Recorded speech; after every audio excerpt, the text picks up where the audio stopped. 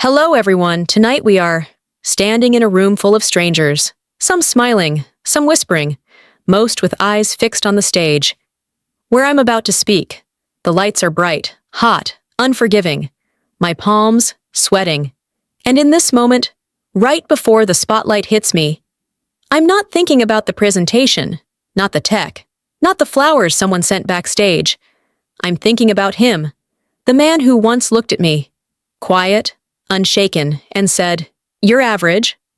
Nothing wrong with that. Just average. I remember that office, the hum of the air conditioner, the dull flicker of old fluorescent lights. I remember smiling, because I'd been taught to smile, taught to nod, taught not to take it personally. But I did. Oh, I did. Because those words didn't just land, they stuck, branded me, tried to tell me who I was. But tonight is not about him. It's about everything I became. After that moment, everything I built. Alone. Quietly. While the world wasn't watching. This story isn't just mine. If you've ever been overlooked, dismissed, talked down to, then you'll know exactly what I mean. So, before we go any further, take a moment, like the video, subscribe, but only if you truly like what I do here, and tell me, where are you watching from? What time is it there? I read every comment, every single one. Now, turn off the lights, maybe turn on the fan for some soft white noise, and let's begin this journey, together, right now. He didn't shout, didn't mock, didn't even smirk. He just said it, flat. Like he was reading a grocery list, like it didn't matter. But it did. It mattered to me. I had stayed late that day, cleaned up someone else's mess, polished the report he was too rushed to fix. And when I stood in front of him, nervous, hopeful, maybe even proud, all I got was, "You're average." He said it as if it was a compliment, as if being not bad was enough, as if I should smile and be grateful that he didn't say worse. And I did smile, out of instinct. But inside, something cracked. It wasn't the first time. I'd grown up being told to be realistic, to not dream too big, to color inside the lines. No one ever said it out loud, but it was there, in the way they patted my head instead of shaking my hand, in how they handed others the spotlight and asked me to clap. I wasn't the star, I was the support, the nice girl, the hard worker, the one who helps behind the scenes. That word, average, felt like a period at the end of a sentence I never agreed to write. And yet, I nodded. I said thank you, I walked out. But as I stepped into the hallway, I remember this strange heat rising in my chest, a kind of pressure, like something inside me had just woken up. It wasn't rage, not exactly. It was more like recognition, the kind of moment where you suddenly see the blueprint they've drawn for your life and realize you never signed off on it. That was the day I stopped asking for permission, not out loud, not yet. But something began, something small and unforgettable. I used to think life was supposed to feel neutral, like a quiet hum in the background, steady, predictable, safe. I had a routine, alarm at 6:30, toast and coffee, drive through traffic that always looked the same, work, lunch at my desk, smile when spoken to, clock out, repeat. People said I was lucky. I had a stable job, a clean apartment, no drama, no mess. And I believed them, because I didn't know what else was possible. I measured my life in it could be worse. I stayed in friendships that didn't listen. I dated people who didn't ask questions. I said, "I'm fine," so many times, I actually forgot what it meant to not be. It wasn't painful, that's the thing. It was comfortable. Comfortable like a blanket that's just heavy enough to stop you from moving. Comfortable like a song you don't love.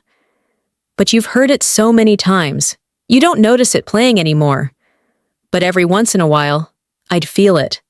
This itch, this flicker in my chest, when I'd see someone create something, when I heard a speech that made people cry, when I watched someone walk into a room and command attention with nothing but their story. I didn't know what I wanted. Not yet. But I knew what I didn't want. I didn't want to stay invisible. Didn't want to live a life that could be erased without anyone noticing the gap. I didn't want to be someone whose name was only remembered in passing. So I started asking questions. To myself, what would I build if no one was watching? What would I try if I wasn't scared to fail? What would happen if I said no to average? It didn't happen all at once. It started with small things, tiny rebellions, leaving a room when it drained me, saying what I really thought, even if my voice shook. And one night, when the city was asleep, I took out an old notebook, and I began to write. Not a masterpiece, not even a plan, just a whisper, the very first line of something unforgettable. Sometimes breaking doesn't sound like glass. It's not dramatic, not loud. Sometimes it's just silence, a kind of stillness you don't notice until you realize you've been holding your breath for years. That's what it felt like. I was sitting on the cold bathroom floor, middle of the night, lights off, no music, no phone, just me. The air was thick, my eyes were swollen, the kind of crying that sneaks up on you, not from one thing, but from everything. An unanswered text, a deadline missed, a birthday forgotten. Mine, no one called, not even my mom. And that was the final straw. Not because I needed a gift, but because I needed to matter, to someone, to anyone. I looked in the mirror. My reflection looked back, not angry, just tired.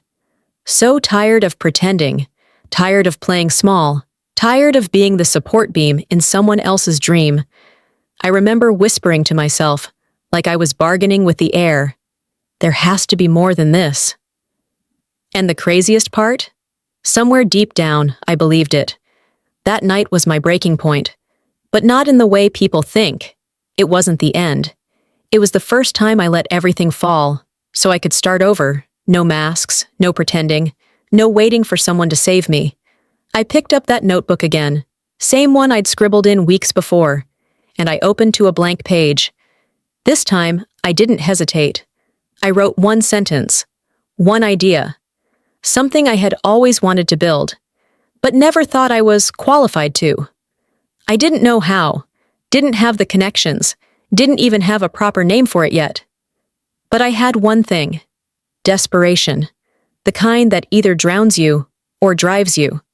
That night, it drove me, and I didn't know it then, but that broken moment, sitting on a bathroom floor with nothing but tears and an old pen, was the exact moment my life quietly began to change. It started small, not with a website, not with a team, not with a business plan scribbled on a whiteboard. It started with a sketch.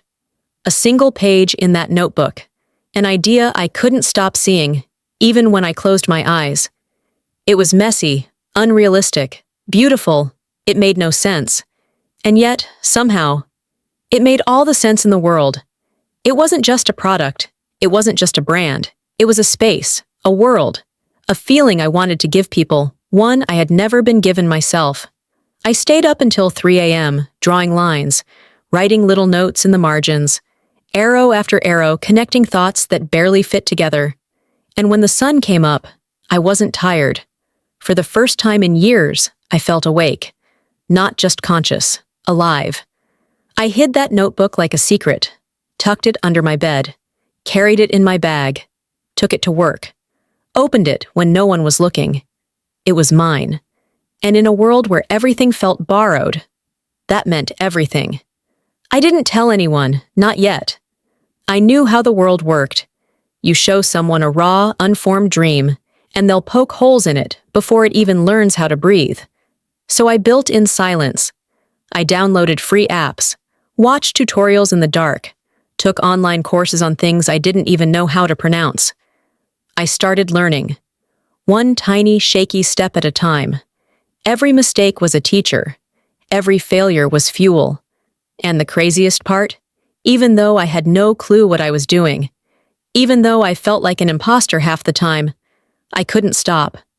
Something had ignited, a spark, a reason, a voice in my head whispering, Just one more step. I wasn't chasing praise. I wasn't proving anything. Not yet. I was building, quietly, fiercely, and that was enough to keep me going. The days looked normal. On the surface, I still showed up to work, still answered emails, still laughed at jokes I didn't find funny. But at night, that's when the real work began.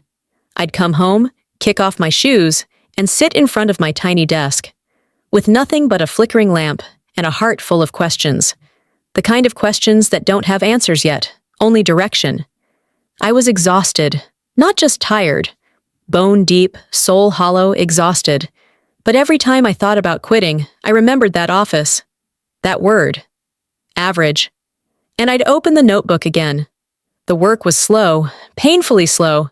I failed more times than I could count. Tried to code something. It crashed. Designed a logo. It looked like a sixth grader made it in paint. I spilled coffee on my laptop once and cried over files I forgot to back up. But I kept going.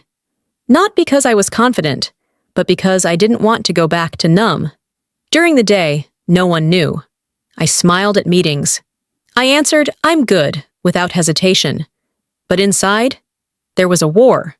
One side begging me to give up, the other daring me to believe that I was building something no one else could see yet. There were nights I stared at the ceiling and whispered, "Is this stupid?" And there were mornings when I'd get a small win, a page that loaded, a line of code that worked, an idea that clicked. And I'd whisper back, "Maybe not." I didn't talk about it. Not to friends, not to family. Not because I didn't trust them, but because I didn't want their reactions to decide the fate of something so fragile. I needed to believe in it first. And so I built in the dark, while the world slept, while the doubts hissed in my ear. And every night, before I closed my laptop, I'd glance at the words I had written on the inside cover of my notebook. Not average, not anymore. Progress doesn't move in straight lines. It zigs, it stumbles, it crashes. And sometimes, it disappears. Just when I started to believe in the rhythm, life hit the brakes, hard. It started with a phone call, a voice trembling on the other end, a loved one, a hospital, a diagnosis. Suddenly, all the momentum I had, gone. I shut my laptop, packed a bag, and boarded a train that felt like it was headed in the wrong direction. And yet, there was no choice. I paused everything, put my notebook in a drawer. Didn't even touch it. Weeks passed.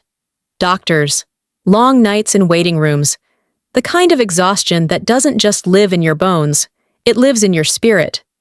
I told myself it was temporary, that I'd come back to it when things settled. But things didn't settle. They dragged, they bled. One bad day slipping into another, and then came the second hit. My savings? Dwindling. I hadn't planned for this. Not really. Not the way adults are supposed to. I opened my banking app and stared at the numbers, like they were a joke I didn't understand. So I went back to work full-time, not because I wanted to, but because survival doesn't care about dreams. And just when I thought I was finding my footing again, a friend, someone I trusted, took an idea from my notebook, repackaged it, posted it like it was theirs, and people loved it. The comment section flooded, praise, applause, but not for me. I sat on my floor, again, feeling like a fool.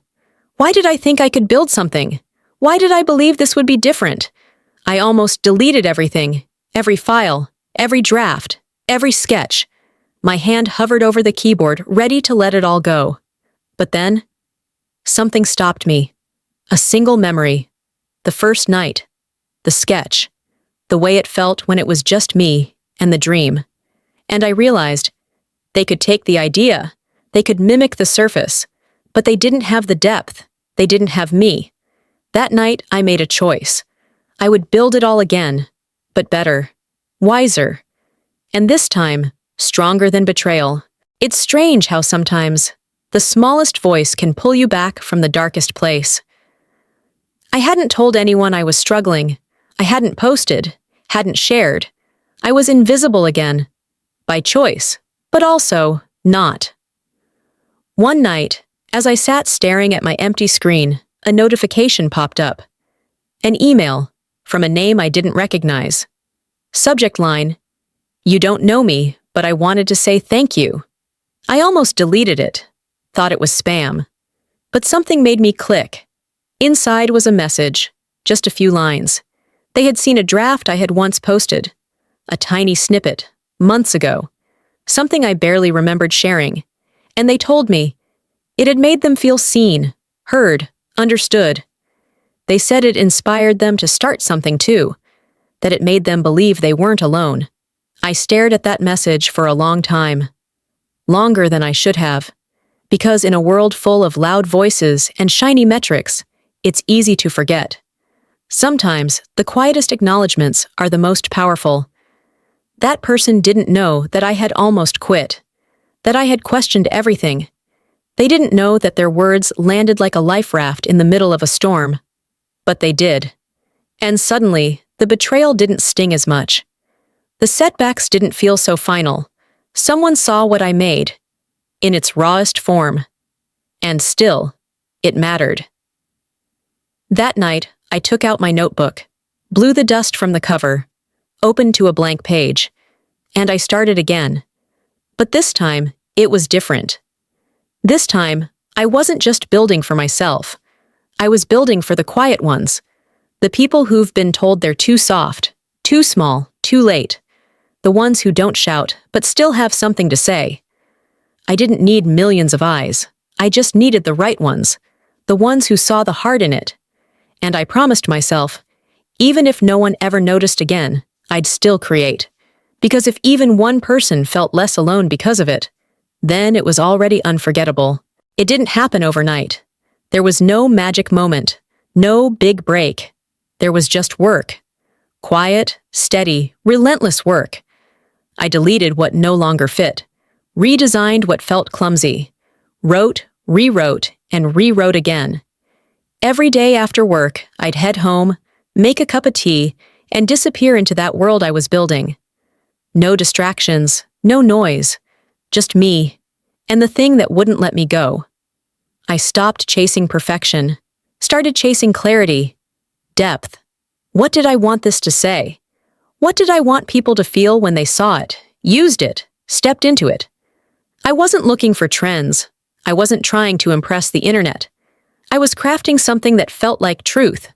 And slowly, the cracks in my old self began to heal. I found others, not many, but enough. People who weren't loud, but who got it. Who believed in making something real instead of something viral. We worked together, traded ideas, lifted each other up. There was no competition, just creation. They didn't care about titles or credentials or how polished my resume looked. They cared that I showed up, that I gave everything I had to something no one else could quite define. I watched my idea grow, not in bursts, but like a tree. Roots first, deep, unseen, strong. The surface came later, the logo sharpened, the branding matured, the product finally worked, the way I dreamed it would. It didn't scream. It whispered. And yet, people started to hear it. A message here, a comment there, a sale, a share, a thank you. Bit by bit, the world began to lean in. Not because I forced it, but because I built something with soul. I wasn't average. I never was. I had just been quiet, until now. It started with one message, then another, then 10 more. People asking questions, wanting to know how I built it, what inspired it, where it came from. And the wildest part? Most of them thought I was some kind of overnight success, as if this had happened in a flash, as if they hadn't seen the countless nights, the doubts, the heartbreak, the hours no one clapped for. I smiled to myself, not out of arrogance, but out of something deeper. Peace. Because I knew the truth. I knew the version of me that sat crying on a bathroom floor. The girl who almost deleted everything because someone stole her idea. And now, they were seeing me, not because I shouted loudest, but because I stayed. Then, something unexpected happened. An old friend reached out. We hadn't spoken in years. The message was polite, curious, congratulatory, but underneath it, I felt it. the shift, the way people treat you when they realize you've become someone they can no longer ignore. More emails followed, people from college, old coworkers, even the ones who used to roll their eyes. When I talked about creative projects, but the one that caught my breath was his. The man. The your average man. His name popped up in a professional invitation, a networking event, the kind I used to dream of attending, but never had the confidence to try. He was going to be there, speaking, leading. And now, they were asking me to come too. Not as a guest, not as an intern, not as a volunteer, as a featured creator. For a moment, I froze. Not out of fear, but out of realization. The story had come full circle. I could walk into that room. The same kind of room he once dismissed me in. But this time, on my own terms. And I knew exactly what I would do. I would go.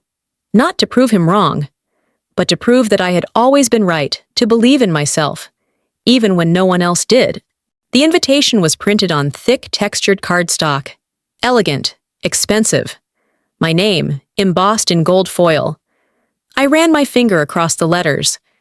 Still not used to seeing them shine like that. It felt surreal. The event was a who's who of the industry. Investors, founders, people with suits that cost more than my rent. I stood in front of my closet staring at my clothes. The old version of me would have second-guessed every button, every thread. But not this time. I chose something bold, elegant, something I would have been too scared to wear a year ago. And when I walked into that hall, the one draped in chandeliers and whispered ambition, I didn't shrink. I didn't apologize. I walked in like I belonged. Because now I did.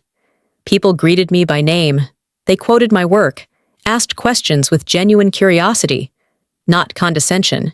And then, from across the room, I saw him. The man who called me average.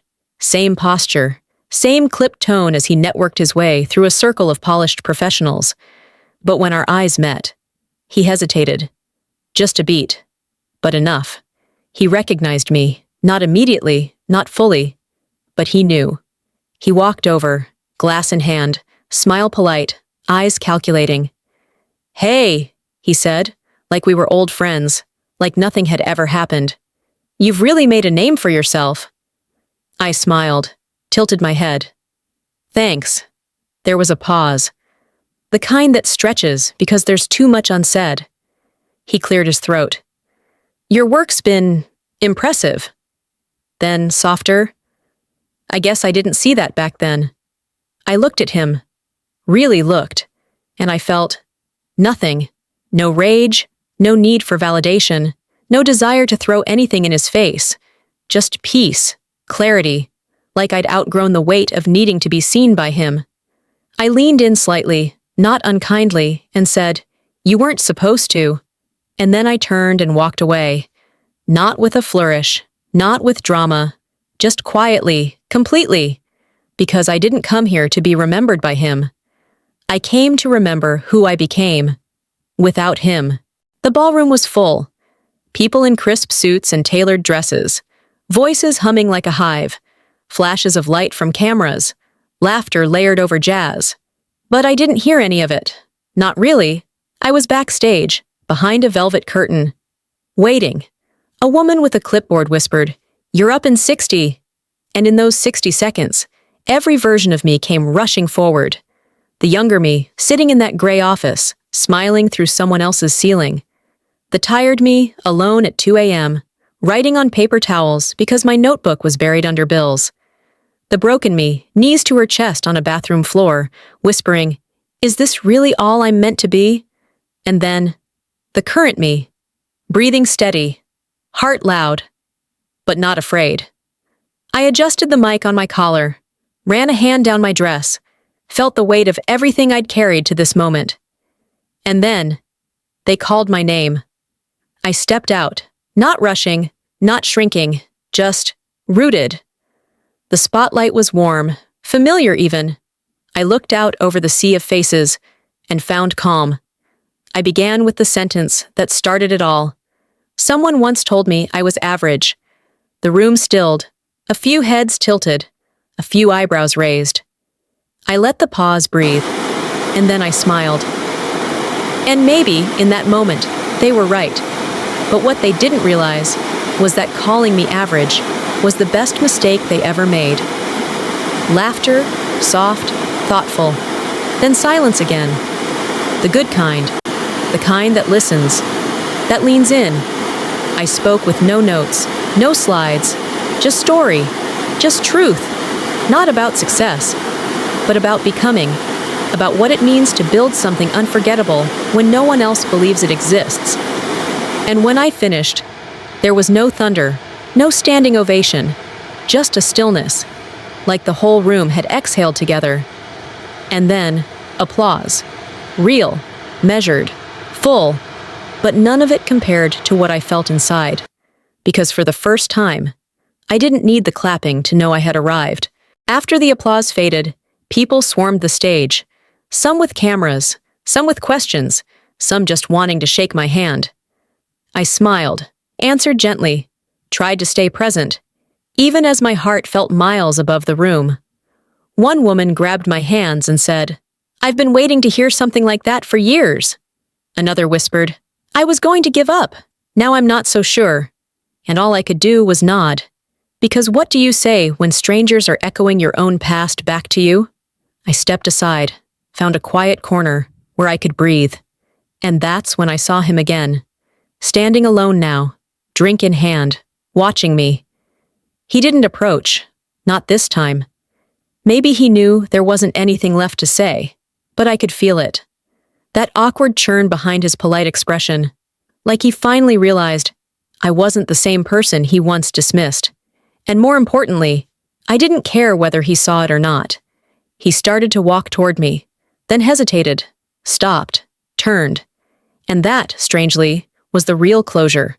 Not a conversation, not an apology. Just that moment, where he realized the chapter he thought he closed had written its own ending. I looked down at my phone, notifications buzzing, emails, messages, comments. But one stood out. It was from the person who had written to me months before, the one who said my early draft made them feel seen. Now they were launching their own project, and they just wanted me to know it had started because I didn't give up. I blinked, swallowed hard, because that's when it truly hit me. This wasn't just about me anymore. This was ripple. This was legacy, and not the kind that needs headlines or trophies, the kind that starts with a whisper and grows into something no one can ignore. I had become the very person I used to look for and never find. The night ended with soft lights and clinking glasses fading into quiet. People filtered out slowly, hugging coats to their shoulders, still caught in little pockets of conversation. I stayed behind, just for a moment, just to feel it.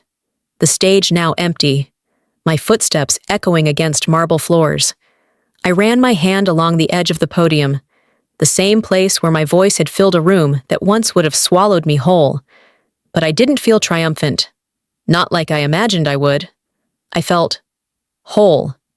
Not because they clapped, not because he finally saw me, but because I had created something that was entirely mine, built from silence, from refusal, from every moment I wanted to quit, but didn't. I stepped outside. The air was cool, the city humming in the background, oblivious to the little revolution that had just taken place. I looked up at the sky, dark, vast, quiet, and I whispered, "Thank you." Not to anyone in particular, just to the journey, the mess, the madness, the versions of me that kept showing up even when nothing made sense. I didn't need fireworks. I didn't need headlines. I had built something unforgettable. And the most powerful part? I did it while no one was watching. I did it without permission. I did it because I couldn't not do it. And that's the thing they never teach you. You don't need the world to believe in your dream. You just need one person, you. The one staring at the ceiling in the dark. The one doubting, hesitating, hurting. You don't have to feel ready. You just have to begin. And then begin again. Until one day, you look around and realize You're no longer building to prove them wrong. You're building because you finally believe you were right to begin with. There's a moment, after the story ends, when the lights are low and the world quiets, that you feel it. Not pride, not victory, but clarity. I didn't become unforgettable because of one moment, one speech, one night in a ballroom. I became unforgettable because I refused to disappear. He called me average, and maybe back then I was. Not because I lacked something, but because I hadn't yet remembered what was already mine. This story wasn't about proving him wrong. It was about reclaiming my voice, my worth, my fire. It was about all the nights I kept going when no one was clapping, the moments I chose to create instead of compare, the silence I turned into strength, the hurt I turned into fuel, and the dream I carried, even when it felt heavier than I could hold. So if you've ever been called average, if you've ever been dismissed, overlooked, flattened into someone else's idea of enough, I hope you remember this. You don't need anyone else to light the match. You already have everything you need to burn bright. Start small, start scared, start broken, but start and build. Not for applause, not for recognition, but because something inside you refuses to die quietly. I built something unforgettable. And maybe, just maybe, you will too. Thank you for spending your time with me tonight. If this story meant something to you, I hope you'll come back. There are more to tell, more quiet fires to uncover, more voices to raise. Until next time, take care of your light and never let anyone define your limit. You're not average, you're becoming. Slowly, bravely, unforgettably. End of script. Good night.